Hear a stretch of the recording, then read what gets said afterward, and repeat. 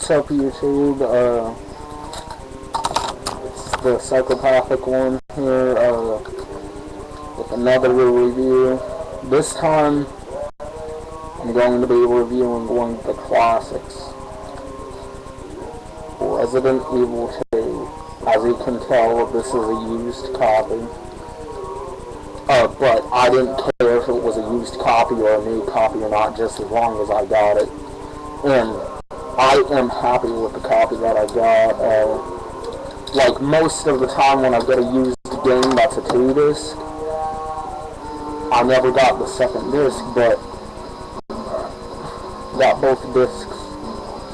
The Leon one, which is my favorite one, by the way, and the Claire one, which really is only worth playing after you've beaten the Leon disc, because I'm not going to spoil anything, but when you beat the Leon disc, you unlock a special story mode for Claire. It's known as the Claire B story mode. Like how if you just play the Claire disc, you don't have to beat the game to play the Claire disc, by the way, but if you want to play the B story mode, you have to beat the game. And I'm guessing if I beat it on the Claire B story mode, I end up unlocking the Leon C story mode. That's what a bunch of people say. So what is going to happen? I need some help on the Claire disc, by the way. The reason I need help is I'm all out of health packs, and I'm being chased down the hallway repeatedly by this big, huge monster, like Tyrant huge, if anybody remembers the Tyrant from the first game. What happened was I kept on getting cornered by a bunch of zombies, so I had to keep on using my health packs. First aid spray, sorry. And what happened was I should have kept those for the simple reason that I did not know that I was going to have to go up against this big monster so many frickin' times. And I finally got all the parts I needed to get past the first part of, like, the mission, like, go down underneath the, like, into the sewers of, the police station, where the phantoms are hiding. Phantoms, not phantoms, web spinners, sorry. The reason I said phantoms is because, if you remember from Devil May Cry, they're mostly based off of the web spinners from Resident Evil. Capcom, of course, they reference themselves. Anyway, back to the topic. I paid $20 for this game. $20, and it was worth every frickin' penny. I am glad I got it. I haven't played this game since I was, I'd say 6, 7. Let me think, when did this game come out? 1998, so about, yeah, probably since I was 6 or 7. Anyways, a lot of people, bring down the original Resident Evil series. Like, I mean, literally a lot of people out there don't know a good Resident Evil game, even if it hit them in the face. And a lot of people, were actually talking shit on this one. And I was like, motherfucker, you must be watching on, man. This is a real Resident Evil right here. If you want to play Resident Evil, definitely play this one. And, he was like, oh no, Resident Evil 5 is the best. And I was like, You know what, man? That's your opinion, but don't be knocking on Resident Evil 2 because I know a lot of people who are diehard Resident Evil fans agree that the second one's the best one. And plus, you get the introduction of Leon, which is definitely one of my favorite characters out of the Resident Evil universe. Chris, in the first one, his storyline annoyed the hell out of me. I couldn't even finish his storyline. Because he can't carry a whole lot of weapons, so items, I mean. So I play through the game as Jill. She's got a better storyline anyways. And let's get into the monsters. I think there's like 4 or 5 classes of monsters in this game. There's the Lickers, who aren't all that tough. They are, however, pretty annoying because most of the time you're versing them one-on-one, which is alright. But the fact that they're so goddamn fast annoys the hell out of me. Then there's just the regular plain old zombies. And I love the zombies in the original Resident Evil games. They walk, they sound, they moan and groan like zombies do in movies.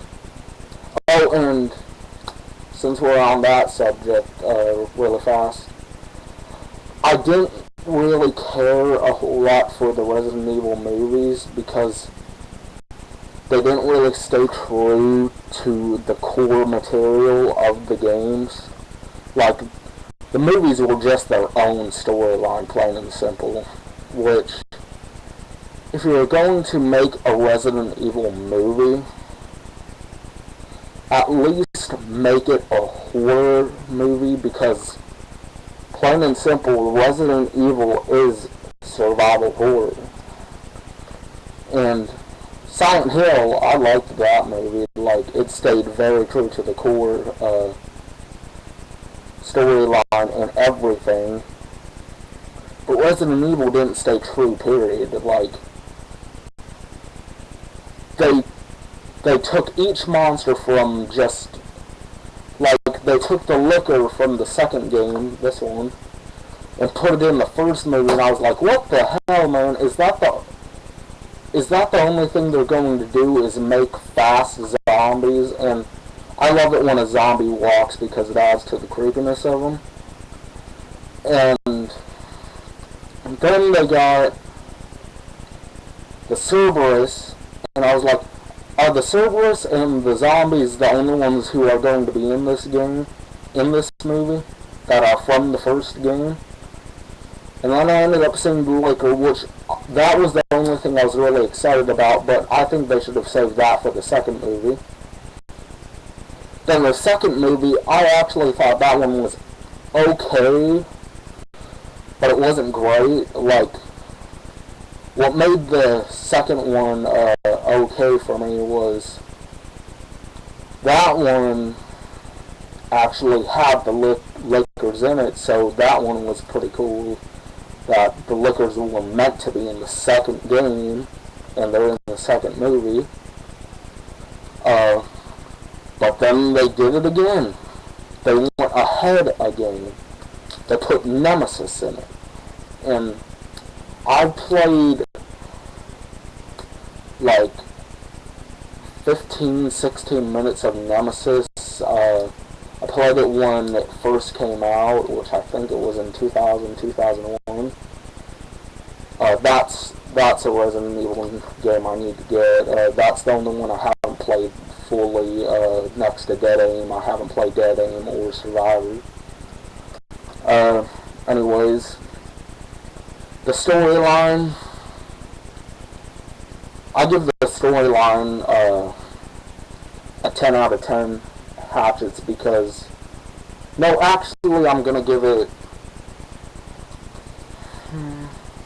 an 8.5 out of 10 hatchets because the storyline if you're really, really good at this game, you could beat it within probably 3 or 4 hours, depending on if you take a bunch of breaks in between. Like, I kept on taking a bunch of breaks because I kept on getting annoyed with some of the puzzles. Because I forget a piece, then I have to go all the way back and get the other piece. And then... Oh, and plus the storyline was a little too short for me. Like, I like a game that's got a pretty long storyline. But besides that, this is a fucking great game.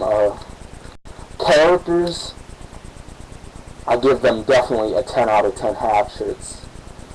Because you got Leon, who, he doesn't really talk much anyways.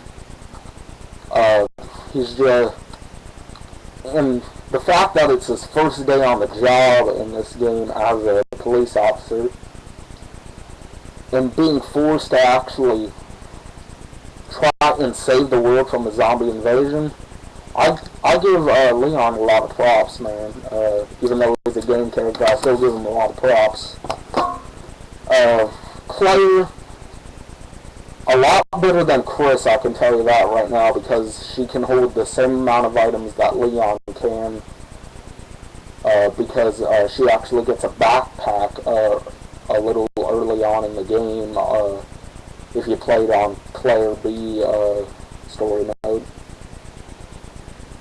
Oh, and along with the other monsters, there's a giant alligator that you have to go up against. And it sucks. But because you have to shoot, trying to think of what they are. Sorry, I can't think of what it is right now. I'll just call it an explosive barrel, even though it's not a barrel at all. An explosive canister, you have to shoot it at just the right time. Otherwise, if you don't shoot it at just the right time, that alligator's gonna eat you up whole. And then there's... Then there's that monster on the Claire disc that keeps on chasing me. There's the G-Virus monster, who you don't verse him until the close to about mid-mission.